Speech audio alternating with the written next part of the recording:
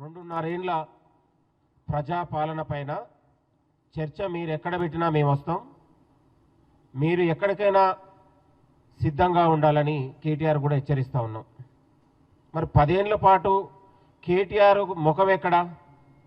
ఉస్మానియా యూనివర్సిటీకి ఏ ఒక్క రోజు ఎందుకు రాలేకపోయారు? 2.5 ఏళ్లలో ఏడాదిలోనే ముఖ్యమంత్రి గారు రేవంత్ రెడ్డి గారు 2 సార్లు ఉస్మానియా యూనివర్సిటీకి వెళ్ళి విద్యార్థుల సమస్యలు తెలుసుకొని అక్కడ ఉన్నటువంటి విద్యార్థులతో నిరుద్యోగులతోని కరాచాలన చేసి కార్యక్రమాన్ని ఒక పెద్ద ఎత్తున ఆర్ట్స్ కళాశాల దగ్గర పోలీసులు పహారా లేకుండా ఉస్మానియా యూనివర్సిటీకి వెళ్ళి దాదాపు 1000 కోట్ల రూపాయలు ప్రకటించి ఇవాళ ఉస్మానియా యూనివర్సిటీ పునర్నిర్మాణానికి పునాది వేసినటువంటి ఘనత ముఖ్యమంత్రి రేవంత్ రెడ్డి గారిది. మరి 10 ఏళ్ల పాటు మంత్రిగా పనిచేసిన కేటీఆర్ గారు ఏ ఒక్కరోజు ఉస్మానియా యూనివర్సిటీకి ఎందుకు రాలేదో సమాధానం చెప్పాల్సిందిగా కోరుతా ఉన్నాం.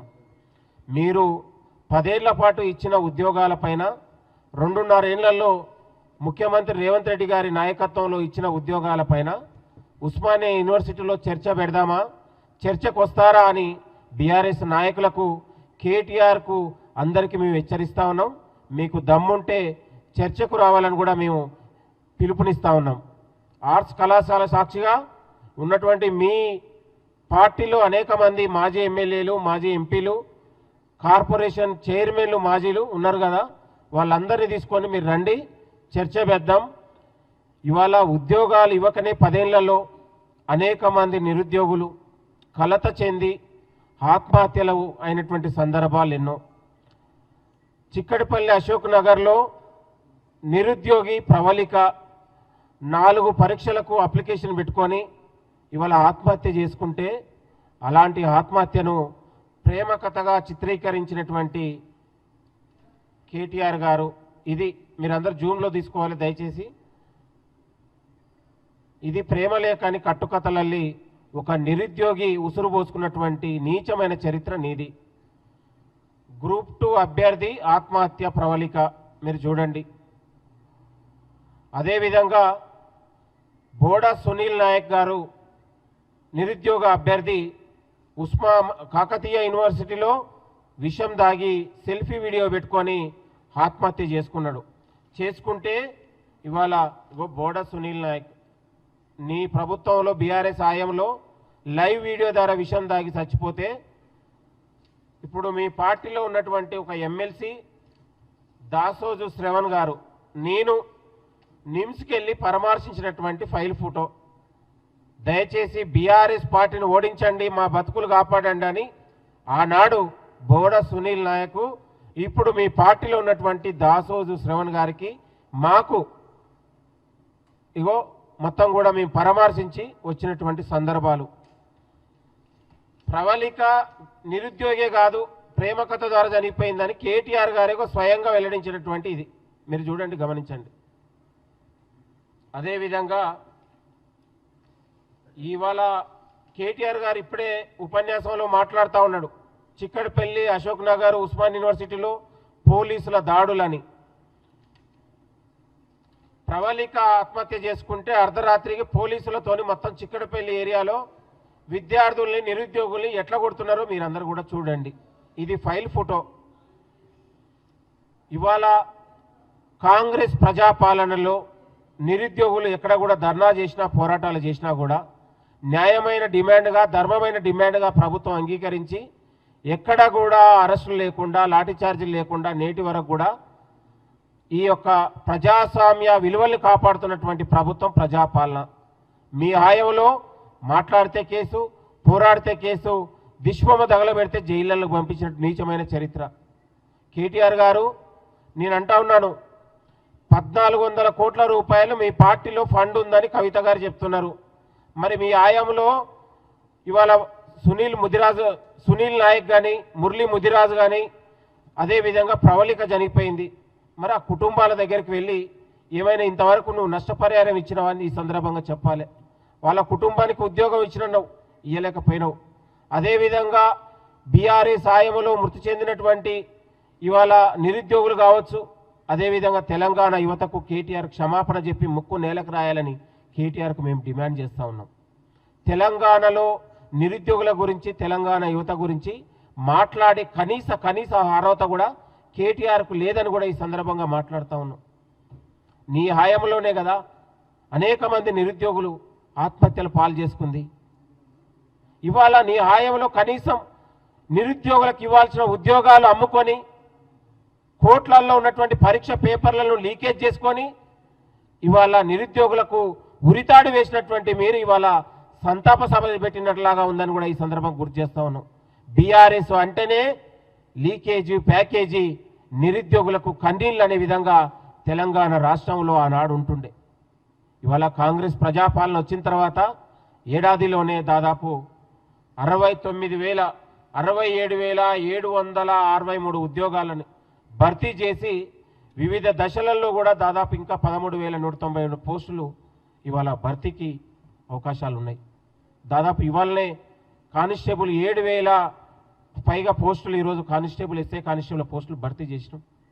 ఇవాళ 2.5 ఏళ్లలో మేము ఇచ్చిన ఉద్యోగాల పైన కనీసం మీరు 9.5 ఏళ్ళుండి కనీసం 50,000 ఉద్యోగాలు కూడా మీరు ఇవ్వలేకపోయారు. కాబట్టే తెలంగాణ నిరుద్యోగులు ఇవాళ అనేక రకాల ఆందోళన చెంది మానసికంగా ఇవాళ శారీరకంగా అనేక రకాలుగా కుంగిపోయి బాధపడ్డటువంటి పరిస్థితి. అది నేను చెప్పడం కాదు, ఇవాళ లీకేజీలలో ప్రధాన ముద్దాయి మీరే అని నీ పక్కన ఉన్నటువంటి రోజు మాట్లాడుతున్నటువంటి ఒక గుండు మాస్టరు, ఆయనే వాలంటీర్ రిటైర్డ్ తీసుకున్నటువంటి ఐపీఎస్ ఆఫీసరు, మీరు మీ కోవట్టు ఎవరైతే ఉన్నారో ఇవాళ ఆర్ఎస్ ప్రవీణ్ కుమార్ గారే నీ పరీక్ష పేపర్లను ఆనాడు ప్రగతి భవన్లో దాచుకున్నారని నేను చెప్పట్లేదు. ఆనాడు ఆర్ఎస్ ప్రవీణ్ కుమార్ గారు మాట్లాడిన మాటలు.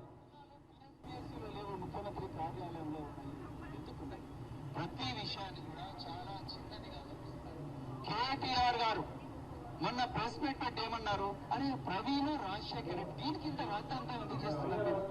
రాజకీయ నిరుద్యోగులు ఇక్కడ రాజకీయ నిరుద్యోగులు తెలంగాణ కోసం పరితపించి తెలంగాణ కోసం పోరాడిన వాళ్ళు ఇక్కడ వస్తున్నారు.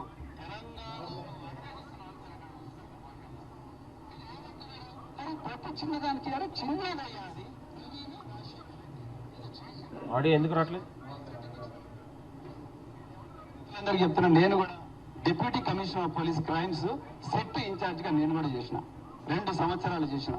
ఇది గ్రూప్ 1 పేపర్ సందర్భంగా ఆర్ఎస్ ప్రవీణ్ కుమార్ గారు కేటీఆర్ గారిని ఉద్దేశించి మాట్లాడిన మాటలను ఈరోజు మేము మీడియా ముఖంగా మాట్లాడిస్తా ఉన్నాం. ప్రభుత్వం నన్ను ఆంధ్రప్రదేశ్ పోలీస్ అకాడమీ తీసుకొచ్చి ఇక్కడ పెట్టింది.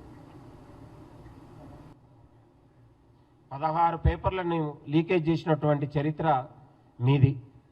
నేను అంటా ఉన్నాను, ఇవాళ ఒక ఛానల్లో ఇవాళ కేటీఆర్ గారు నిరుద్యోగుల గురించి మృతి చెందిన ప్రవళిక గురించి ఏమంటుండో మీరు చూడండి. నోటిఫికేషన్లకు పోస్ట్ పోన్ అవటం వల్ల ఒక అన్రెస్ట్లో ఆమె చనిపోయిందని ఆమె తోటి విద్యార్థులు కొంతమంది పొలిటికల్ గా కూడా కొంతమంది కన్సర్న్ ఆడియో నేను పోలీసులు వచ్చి కమిషన్ అధీనంలో ఉన్నారు. వాళ్ళు మాకు తొత్తులుగానో మాకు లేకపోతే మాకు అనుకూలంగానో వ్యవహరించాల్సిన పరిస్థితి వాళ్ళకి లేదు కదా. వాళ్ళ నిష్పక్షపాతంగా బ్రహ్మాండంగా వ్యవహారం చేస్తారు. వాళ్ళకి అవసరం ఉంది. ఇంకొక మాట కూడా నేను చెప్తా ఉన్నాను, అమ్మాయి అసలు గ్రూప్స్ కి అప్లై చేయలేదని కూడా అంటా ఉన్నారు. తెలుసుకోండి మీరు. రాహుల్ గాంధీ ట్వీట్ చేస్తారు, మల్లికార్జున ఖార్గే ట్వీట్ చేస్తారు, ఇంకెవరో ట్వీట్ చేస్తారు. అంటే కనీసం సమాచారం ఒక్కసారి అది నిజమా కాదా కూడా తెలుసుకోకుండా ధృవీకరించుకోకుండా ఒక అమ్మాయి మరణాన్ని ఇంత దిగజారుడుతనంత రాజకీయం చేయడం కరెక్టా? ఓట్లు రాజకీయాలు ఉంటాయండి ఎప్పటికీ. అది కేటీఆర్ గారు మాట్లాడినటువంటి అహంకారపూరితమైన వాక్యాలు ఆ రోజు. ఈ రోజు నీతులు మాట్లాడుతూ ఉన్నాడు. ఆర్ఎస్ ప్రవీణ్ కుమార్ గారు ఏమన్నా ముఖ్యమంత్రి కార్యాలయంలో ఉన్నాయి, ఎందుకున్నాయి? ప్రతి విషయాన్ని కూడా చాలా చిన్నదిగా చూపిస్తున్నారు. కేటీఆర్ గారు మొన్న ప్రెస్ మీట్ పెట్టి ఏమన్నారు? అరే ప్రవీణ్ రాజశేఖర్ రెడ్డి దీనికి ఇంత రాద్ధాంతం ఎందుకు చేస్తున్నారు మీరు? రాజకీయ నిరుద్యోగులు ఇక్కడ వాళ్ళంతా రాజకీయ నిరుద్యోగుల తెలంగాణ కోసం పరితపించి తెలంగాణ కోసం పోరాడిన వాళ్ళు ఇక్కడ కూర్చున్నారు. తెలంగాణను అనుభవిస్తున్న వాళ్ళు మీరు అక్కడ కూర్చున్నారు. దుర్మార్గంగా మీరు ఏమంటున్నారు? అరే ప్రతి చిన్నదానికి అరే చిన్నదయ్యా అది ప్రవీణ్ రాజశేఖర్ రెడ్డి ఏదో చేసిండ్రు, పెన్ డ్రైవ్ మేము సెట్కి ఇచ్చినామంటాడు. అయ్యా నేనేమంటున్నా మిత్రులందరికీ చెప్తున్నా, నేను కూడా deputy commissioner of police crimes set in charge గా నేను కూడా చేసిన 2 సంవత్సరాలు చేసిన. గోకుల్ లుంబిని పార్కులో బ్లాస్ట్ అయినప్పుడు గోకుల్ చాట్ బండార్ అది ఆర్ఎస్ ప్రవీణ్ కుమార్ గారే స్వయంగా ఆనాడు ఉన్నటువంటి బీఆర్ఎస్ వైఖరిని, పేపర్ లీకేజ్ అయినటువంటి విధి విధానాలను ఇప్పుడున్నటువంటి మీ పార్టీ నాయకుడే ఆ రోజు చెప్తే కనీసం ఇవాళ ముఖం ఎక్కడ పెట్టుకుంటారు, తలకాయలు ఎక్కడ పెట్టుకుంటావు కేటీఆర్ అని ఈ సందర్భంగా మాట్లాడుతూ ఉన్నా. పేపర్లు అమ్ముకున్నది మీరు, నిరుద్యోగుల ఉసురు తీసుకుంది మీరు. ఇవాళ నిరుద్యోగుల సంగ్రామ సభ పెడితే తెలంగాణ ప్రజలు, తెలంగాణ యువత నవ్వుకుంటా ఉందనే సందర్భంగా నేను కేటీఆర్ గారికి హితవు పలుకుతా ఉన్నాను. నిరుద్యోగులకు జీవితాల్లో వెలుగులు నింపింది మేము. నిరుద్యోగుల సంక్షేమం కోసం పాటుపడుతుంది ప్రజాప్రభుత్వం. ఏడాదిలోనే 60,000 ఉద్యోగాలు ఇచ్చినటువంటి ప్రభుత్వం ప్రజాపాలన. ఇవాళ నీ ఆయంలో 2 సార్లు గ్రూప్ 1 లీకేజ్ అయితే ఇవాళ పారదర్శకంగా పరీక్షలు పెట్టి ఆ నిరుద్యోగుల జీవితాల్లో వెలుగులు నింపినటువంటి ఘనత ముఖ్యమంత్రి రేవంత్ రెడ్డి గారిది.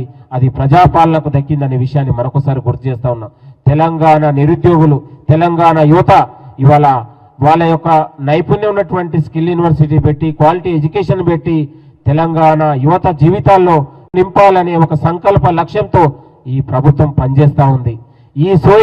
ఈ ఆలోచన 10 ఏళ్ల పాటు మీరు చేసుంటే తెలంగాణలో లక్షలాది మంది నిరుద్యోగ సమస్య ఎందుకు పెరిగిపోయేది అని ఈ సందర్భంగా నేను మాట్లాడుతా ఉన్నా.